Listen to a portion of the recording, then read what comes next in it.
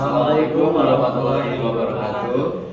Perkenalkan, kami dari kelompok 4. Sini kami akan mempresentasikan tugas inovasi dan perancangan produk itu tentang voice of customer. Lalu produk kami adalah tong sampah press. Masuk, perkenalkan kami dari nama saya Rahaf Fahreji. Nama saya Fikri Sri Kamdani. Saya Selvi. Dan tong sampah press ini memiliki tujuan yaitu untuk mengefisiensikan kapasitas dan juga menjaga tong sampah tangan kita tetap higienis, aman dari gangguan hewan, serta bisa menahan bau dan lebih mudah dirawat dibandingkan dengan tong sampah pada umumnya. Nah, di sini saya akan menjelaskan terkait perencanaan voice of customer. Sebelumnya, perencanaan voice of customer ini memiliki 7 tahapan. Di tahap pertama itu ada identifikasi pengguna. Di sini kami mengidentifikasi kebutuhan nyata para pengguna terhadap tong sampah yang modern dengan fitur pemadatan otomatis. Nah, kami mengidentifikasi para penggunanya. Salah satunya ada mahasiswa, penghuni kos, dan rumah tangga. Kemudian ada petugas kebersihan dan pengguna area publik, bisa dari kantin, taman, dan area kampus.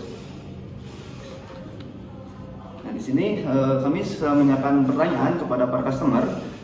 Di poin pertama ada apa yang Anda sukai dan tidak sukai dari tong sampah ini. Mereka menjawab bahwasanya ada warna yang mereka yang tidak sukai, ada warna yang berbeda untuk jenis sampah. Jadi bisa dipisahkan antara organik dan sampah organik. Kemudian yang mereka suka itu ada yang pakai pedal kaki agar memudahkan untuk jangkauannya. Kemudian ada tong sampah yang ada tutupnya. Kemudian yang mereka tidak suka itu mereka kadang-kali sampah itu suka di luar ruangan dan sering mengakibatkan bau dan diacak-acak oleh binatang. Kemudian ada sering keluar bau dan padahal ada tutupnya. Kemudian cepat penuh padahal sampahnya itu masih banyak. Nah, di pertanyaan kedua, apa jenis sampah yang paling sering Anda buang? Mereka menjawab, mereka sering membuangnya sampah itu sampah campuran. Antara lain ada plastik, kertas, dan juga sisa makanan. Di pertanyaan ketiga, apa kendala yang biasa mereka lakukan saat menggunakan tong sampah? Mereka menjawab kalau kantongnya itu penuh, susah ditarik keluar plastiknya. Kemudian kurang praktis, apalagi kalau sedang sibuk, dan juga susah dipadatkan, jadi boros sampah plastiknya. Kemudian di pertanyaan terakhir, ada fitur seperti apa yang mereka harapkan dari tong sampah saat ini? Mereka berharap untuk tong sampah ini memiliki sistem yang bisa memadatkan dan juga tong sampah yang bisa memisahkan berbagai jenis sampah. Kemudian terakhir tong sampah yang bisa menahan air dan juga bau.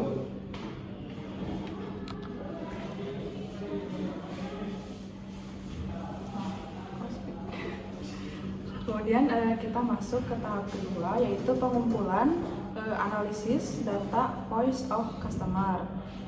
Nah, mereka bilang supaya ada warna berbeda untuk tiap jenis sampah sehingga si penggunanya ini ingin memilah sampah lebih mudah. Indikasi kebutuhannya masuk kepada pemilahan jenis sampah. Kemudian yang kedua, mereka ingin ada pedal kaki, jadi tidak perlu pegang tutupnya. Nah, mereka ingin tetap higienis saat membuang sampah. Dan indikasi kebutuhannya, mereka memerlukan penahan bau. Yang ketiga, si tong sampah itu biasanya cepat penuh, padahal si sampah masih banyak. Jadi si volume tong sampahnya itu terbatas, dan indikasi kebutuhannya itu efisiensi kapasitas. Yang keempat, sering tong sampahnya itu diacak-acak binatang. Jadi mereka ingin tong sampahnya itu bisa ditempatkan di area luar. Indikasi kebutuhannya keamanan desain. Yang kelima, biasanya mereka susah menarik kantong kalau sudah penuh. Jadi si kantongnya itu lengket ke dinding tong. Dan indikasi kebutuhannya, mereka menginginkan kemudahan perawatan. Yang keenam, mereka ingin tong sampah yang bisa memadatkan sampah. Jadi si kapasitasnya perlu dioptimalkan. Indikasi kebutuhannya yaitu fitur pemadatan. Yang terakhir, mereka ingin tong sampah yang bisa menahan air dan juga bau. Jadi si tong sampahnya ini memerlukan bahan tahan cairan dan juga udara, dan indikasi kebutuhannya ketahanan dan juga higienitas. Masuk ke tahap 3, yaitu pengelompokan dan sintetis atau affinity mapping. Ini dikelompokkan sesuai kebutuhannya. Yang pertama, harus ada pemisahan sampah.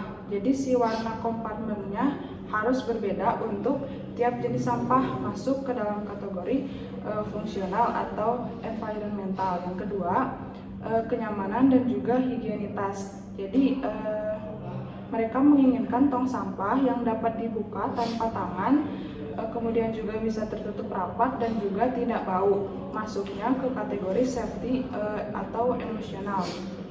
Yang ketiga, ada perawatan. Mereka ingin kantong yang mudah dilepas dan juga dibersihkan. Masuknya ke kategori maintenance. Yang keempat, ada keamanan. Jadi si tong sampahnya tidak mudah diacak-acak oleh binatang, desainnya kuat. Dan yang terakhir, ada efisiensi kapasitas. Jadi si tong sampahnya itu harus terdapat sistem pemadatan agar tidak cepat penuh dan masuk ke dalam kategori fungsional. Lalu selanjutnya di tahap yang keempat itu ada prioritasasi kebutuhan. Di sini kami menggunakan model Kano, namun model Kano-nya adalah model Kano tahap akhir. Dari affinity mapping tadi, seperti pada kelompok kebutuhan pemisahan sampah, kategori Kano-nya itu adalah interaktif atau A. Kita bisa kasih terhadap desain-desainnya menambahkan 2 wadah atau kompartemen dengan warna yang berbeda. Lalu yang kedua, kelompok kebutuhan kenyamanan dan higienitas itu masuk ke kategori Kano one dimensional. Atau kita bisa dengan sistem buka non kontak, bisa juga dengan sensor atau lubang. Lalu yang ketiga ada di kebutuhan efisiensi kapasitas, itu berada di performance atau one dimensional. Nah, itu bisa dengan merancang mekanisme tekan otomatis. Jadi tong sampahnya itu memiliki compatible press dan itu otomatis bisa entah itu saat sensoriknya terkena oleh sampah atau saat volumenya sedang tinggi. Lalu ada di kelompok kebutuhan perawatan, itu masuk ke one dimensional, seperti desain holder yang fleksibel, memudahkan kita untuk membuka dan mengambil plastik, atau juga dengan permukaan yang anti lengket agar kita mudah saat mengganti kantong plastik. Lalu di segi keamanan itu masuk ke kategori Kano must be, agar tidak mudah diacak-acak oleh tanaman, bisa menggunakan materi yang tebal atau yang berat di bawah. Kemudian ada di tahap 5, formulasi customer recruitment statement. Nah, di poin pertama, pengguna ingin tong sampah yang mampu memadatkan isi agar tidak cepat penuh. Kemudian juga pengguna menghendaki tong sampah yang dapat dibuka tanpa lengan untuk menjaga kebersihannya, dan juga pengguna menginginkan kompartemen berbeda untuk memisahkan sampah organik dan anorganik. Kemudian poin selanjutnya ada pengguna menginginkan material yang tahan bau dan dari cairan, terutama untuk penggunaan di dapur, dan juga desain tong sampah yang harus kuat dan aman dari gangguan binatang. Dan juga pengguna berharap kantong mudah dilepas dan dibersihkan tanpa kesulitan. Nah, lalu tahap yang keenam itu adalah tahapan critical quality atau CTQ. Di sini ada 5 driver berdasarkan kategori tadi. Driver yang pertama itu adalah efisiensi kapasitas. Di CTQ yang pertama, mereduksi volume sampah per siklus, itu bisa dalam persentase.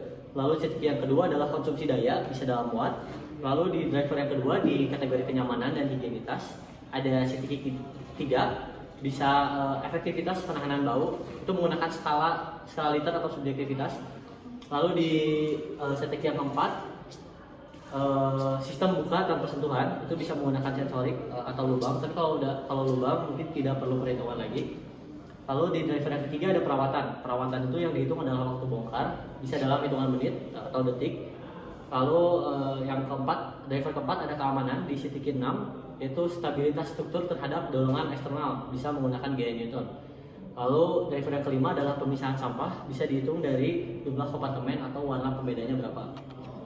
Nah, di tahapan yang ketujuh ini adalah rangkuman dari voice of customer sampai ke CTQ. Misal di voice of customer yang tempat sampah cepat penuh, kita bisa jawab dengan CTQ mereduksi volume sampah per siklus dalam persentase. misal mereduksi 30% dari biasanya atau menaikkan 30% kapasitas. Lalu misal di boros listrik kalau menggunakan sistem otomatis itu bisa dijawab dengan daya bisa di saat aktif hanya menggunakan 25 watt, saat standby hanya menggunakan 2 watt. Atau bisa juga ingin bisa pisahkan jadi sampah. Nah, itu bisa lihat di berapa kompartemennya, ada 2 atau 3 kompartemen atau 2 warna yang berbeda.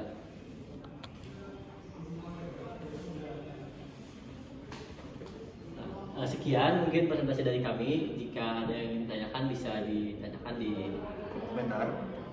Jangan lupa like dan subscribe. Terima kasih.